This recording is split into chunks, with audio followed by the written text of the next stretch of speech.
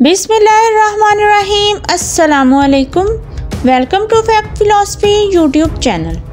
नाजरीन, आज से तकरीबन 1200 साल पहले एक फारस बादशाह को, जिसका नाम यज़गर था, मुसलमानों के हाथों शिकस्त हो गई। इस शिकस्त के बाद वो तुर्कों के आबाई इलाके तुर्कमानिस्तान मुंतकिल हो गए और कुछ नस्लों बाद मुकम्मल तौर पर तुर्क हो गए। इसी खानदान के एक तुर्क नौजवान को तब गुलाम भी बनाया गया था। इस गुलाम का नाम था सुबुक्तगीन। नाजरीन, सुबुक्तगीन एक नहायत तेज़ और ज़हीन गुलाम था जो जल्द ही अपने मालिक अलब्तगीन के करीब हो गया। अलब्तगीन उस वक्त समानी सल्तनत का गवर्नर मुंतखब था। इस सल्तनत में ताजिकिस्तान, तुर्कमानिस्तान, अफ़गानिस्तान और इस जैसे बहुत से इलाके शामिल थे, मगर उस वक्त ये सल्तनत बहुत कमज़ोर भी पड़ चुकी थी। अलब्तगीन ने बगावत करने के बाद गजनवी में अपनी हुकूमत कायम कर ली। यूँ अलब्तगीन ने अपने सबसे करीबी गुलाम सुबुक्तगीन को जनरल के ओहदे पर तरक्की दे दी। सुबुक्तगीन ने लुगमान और मुल्तान के इलाकों पर भी हमले किए और हज़ारों लोगों को अपना गुलाम बना लिया। अलब्तगीन और उसके बेटे इसहाक की वफ़ात के बाद नए हुक्मरान के इंतखाब पर गौर किया जाने लगा। चूँकि सुबुक्तगीन अपने आका अलब्तगीन की बेटी से शादी कर चुका था, इसीलिए हुक्मरानी का तख्त सुबुक्तगीन ने संभाल लिया। सुबुक्तगीन का छोटा बेटा अब्दुल कासिम महमूद छोटी उम्र में ही महमूद गजनवी के नाम से जाना जाने लगा। सुबुक्तगीन ने गजनवी सल्तनत को समानी सल्तनत का हिस्सा बनाया और ख़ुद इसका गवर्नर बन गया। नाजरीन, सुबुक्तगीन अपने छोटे बेटे महमूद गजनवी को बहुत मजबूत इंसान देखना चाहता था, इसीलिए उसने अपने बेटे को जंगी और सियासी तरबियत देना शुरू कर दी और यूँ महमूद गजनवी अपने वालिद के 20 साला दौरे हुकूमत में बहुत बहादुर नौजवान बन गया। वो हर फौजी मुहिम में अपने वालिद के शाना बिशाना हिस्सा लेने लगा। सुबुक्तगीन ने राजा जयपाल की सल्तनत पर हमला किया और इस लड़ाई में महमूद गजनवी भी बहादुरी से लड़े। नाजरीन, जयपाला की फ़ौज के ज़्यादातर सिपाहियों का ताल्लुक पंजाब से होने की वजह से वो सख्त सर्दी में मुकाबला नहीं कर सकते थे। चुनाचा इस कमज़ोरी का फ़ायदा उठाते हुए जयपाला की फ़ौज के इर्द गिर्द की नदियों के पानी को मिट्टी डालकर गंदा कर दिया गया, जिससे सर्दी और बढ़ गई।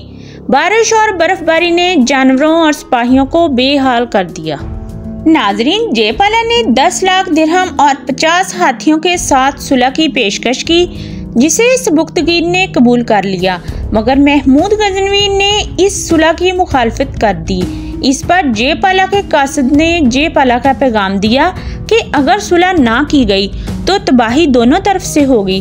कासिद ने खौफ दिलाया कि वो जंग में बीवियों और बच्चों को कत्ल करने और घरों को जलाने का रिवाज रखते हैं, दुश्मन की फौज में शामिल होते हैं, खूनी इंतकाम लेते हैं। सुबुक्तगीन ने कासिद के अल्फाज से परेशान होकर सुलह कर ली। नाजरीन, इस सुलह के बाद जयपाला सुबुक्तगीन के वफद के साथ लाहौर गए ताकि अमन के बदले 10 लाख दिरहम अदा किए जाएं, मगर लाहौर पहुंचते ही जयपाला ने सुबुक्तगीन के वफद को कैद कर लिया और सुबुक्तगीन को नई जंग की दावत दे दी। नाजरीन, जयपाला ने इस जंग के लिए हिंदुस्तानी रियासतों की मदद से 1 लाख सिपाहियों की फ़ौज तैयार की और लुगमान की तरफ चल पड़ा। सुबुक्तगीन भी इस जंग के लिए निकल पड़ा, मगर दुश्मन की फ़ौज का समंदर देखकर वो भांप गया कि इसके पास दुश्मन का मुकाबला करने के लिए बहुत छोटी फ़ौज है। इसीलिए सुबुक्तगीन ने हिकमत अमली इख्तियार करते हुए अपनी फ़ौज को छोटे दस्तों में तकसीम कर दिया और दुश्मन के कमज़ोर मकामात पर हमले किए। मुसलसल हमलों की वजह से जयपाला को शिकस्त हो गई। इस शिकस्त के बाद सुबुक्तगीन ने लुगमान, अफ़गानिस्तान से पेशावर तक के इलाकों पर कब्जा करने के साथ साथ भारी मुआवजा भी हासिल किया। नाजरीन, जब सुबुक्तगीन का इंतकाल हो गया, इसकी सल्तनत उसके बेटे इस्माइल को दे दी गई। मगर तख्त नशीन होते ही इस्माइल ने दौलत को उड़ाना शुरू कर दिया। महमूद गजनवी को जब इस बात का इल्म हुआ तो उन्होंने इस्माइल को खुरासान और बलाख का हुक्मरान बनने और बाकी सल्तनत छोड़ देने का कहा, जिस पर इस्माइल ने ये दावत ठुकरा दी। इस पर महमूद गजनवी ने बगावत कर दी और अपनी फौज के साथ गजनवी किला पहुंच गया। दोनों भाइयों में शदीद लड़ाई हुई और इस्माइल की फौज ने महमूद गजनवी की फौज को हथियार डालने पर मजबूर कर दिया।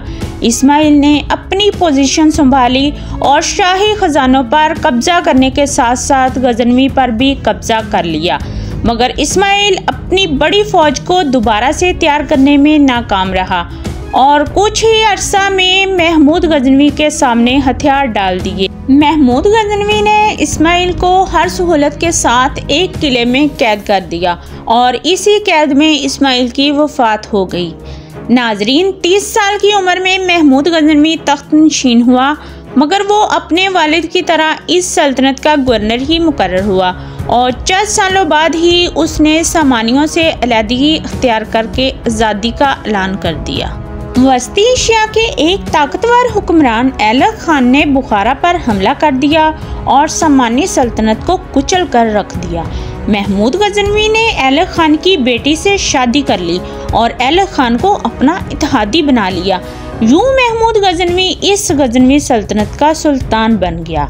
इसने अपनी सल्तनत को मजबूत करने के लिए कई नए मंसूबे भी बनाए। इसके शहरों में हीरे और जवाहरात समेत दौलत के खजाने भी मौजूद थे। नाजरीन, सुल्तान महमूद गजनवी ने प्लान बनाया कि अगर वो अपनी सल्तनत में अमन कायम करने में कामयाब हो गया तो वो हिंदुस्तान का रुख करेगा और जिहाद का ऐलान करेगा। नाजरीन, तकरीबन 1002 में महमूद गजनवी ने हिंदुस्तान पर पहला हमला करके अपने पुराने दुश्मन जयपालक को शिकस्त दे दी और माले गनीमत में उस शाही खानदान के हीरों के हार समेटे। इन हारों की कीमत 6 लाख दिनार बताई जाती है और साथ ही साथ गुलाम भी मिले। इस जंग की सबसे बड़ी कामयाबी ये थी कि महमूद गजनवी ने राजा जयपाल को जिंदा गिरफ्तार कर लिया था, लेकिन बदला लेने के ओहद पर जयपाल को दोबारा से रहा कर दिया। इसके बाद दोनों हरीफों में बहुत सी लड़ाइयाँ हुईं। राजा जयपाल के पोते अनंतपाल ने हिंदुस्तान से फौजों को मुत्तहिद किया और महमूद गजनवी के साथ एक बड़ी जंग छेड़ दी। इस शदीद जंग में महमूद गजनवी की फौज ने तीरों की बारिश कर दी, जिस पर जयपाल की फौज और हाथी खौफजदा हो गए और भगदड़ मच गई। यूं जयपाला की फौज को शिकस्त हो गई और महमूद गजनवी की फौज फातह करार पाई। नाजरीन, इस फतह के बाद महमूद गजनवी ने तानसीन, नागरकोट समेत दूसरे शहरों पर भी हमले किए और वहां से सोने और हीरे समेटकर गजनी पहुंचा दिए और साथ ही साथ तानसीन के हजारों लोगों को अपना गुलाम भी बना लिया। महमूद गजनवी ने कश्मीर पर भी हमला करके फतह कर लिया और वहां के लोगों को इस्लाम कबूल करवाया। इसीलिए अब्बासी खलीफा ने महमूद गजनवी को अमीर मिल्लत का खिताब भी दिया। 2 साल बाद महमूद गजनवी ने लाहौर पर हमला किया और इसे फतह करके इसका नाम महमूदपुर रख दिया गया, मगर ये नाम ज़्यादा मकबूलियत हासिल करने में नाकाम रहा और लाहौर दोबारा लाहौर ही रह गया। नाजरीन, महमूद गजनवी के एक गुलाम अयाज ने भी शोहरत हासिल की। गुलाम अयाज ने शहर में एक फसील और किला भी बनवाया। महमूद गजनवी का एक नाकाबिले फरामोश वाक़या सोमनाथ के मंदिर पर हमला भी था। महमूद गजनवी ने 1024 में गुजरात और काठियावाड़ की साहली पट्टी पर वाक़या सोमनाथ के मंदिर पर हमला किया। सोमनाथ का मंदिर हिंदुओं का मुकद्दस तरीन मंदिर था।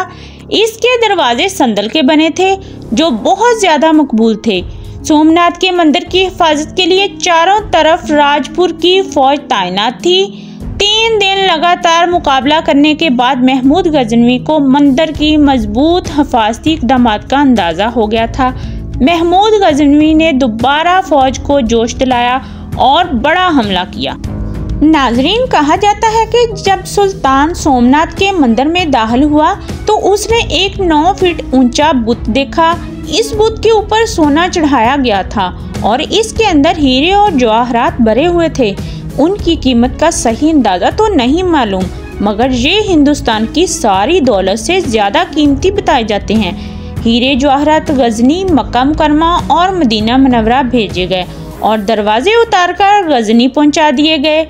नाजरीन, क्या ये वाकया ऐसा ही हुआ था?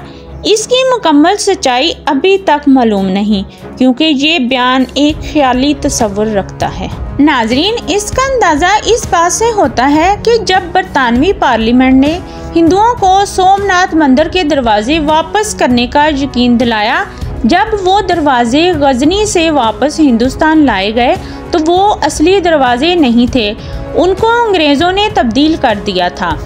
इस वाक़या ने तमाम तर हिसाब किताब को मशकूक बना डाला कि क्या मालूम सोमनाथ की फतह की कहानियाँ और लूट मार सच भी है या इसको बढ़ा चढ़ाकर बयान किया गया है।